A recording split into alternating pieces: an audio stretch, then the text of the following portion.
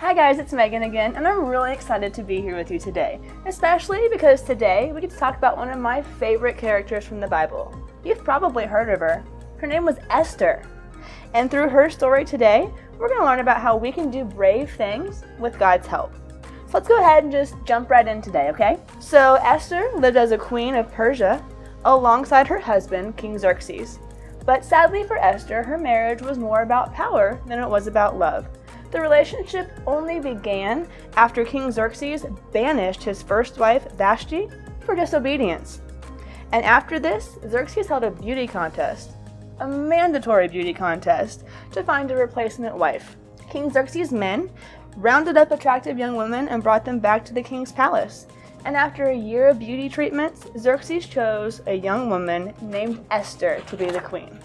Now, even though Esther was a queen now, she, as a woman, was still treated as a second-class status level. She was expected to wait on the king and be at his call. And it was also a law that if she even dared to approach the king without him calling on her first, she could be killed. Unless, of course, the king gave forgiveness to her offense. And you guys, Esther actually had 2 strikes against her in this Persian kingdom. She was a woman, and she was Jewish. The Jews living in Persia didn't have a land of their own, and they were living in the Persian culture while clinging to their faith to the one true God.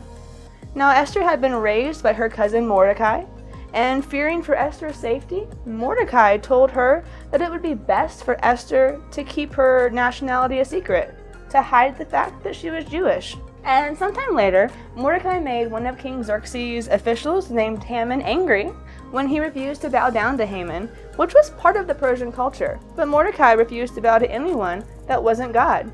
And enraged with him, Haman began to look for a way to destroy the Jewish population throughout the entire empire. Talk about anger and pride, huh? Haman tricked and manipulated Xerxes into setting a date when, by law, all of the Jews in the empire would be slaughtered, killed for being Jewish, for worshiping God. But Mordecai convinced Esther to intervene, to talk with the king, and to save the Jewish people. Now remember what we said a couple minutes ago, right? Esther, even though she was a queen, could be killed for approaching the king without him approaching her first. She faced a real risk of death here. She spent 3 days fasting and praying before she approached the king.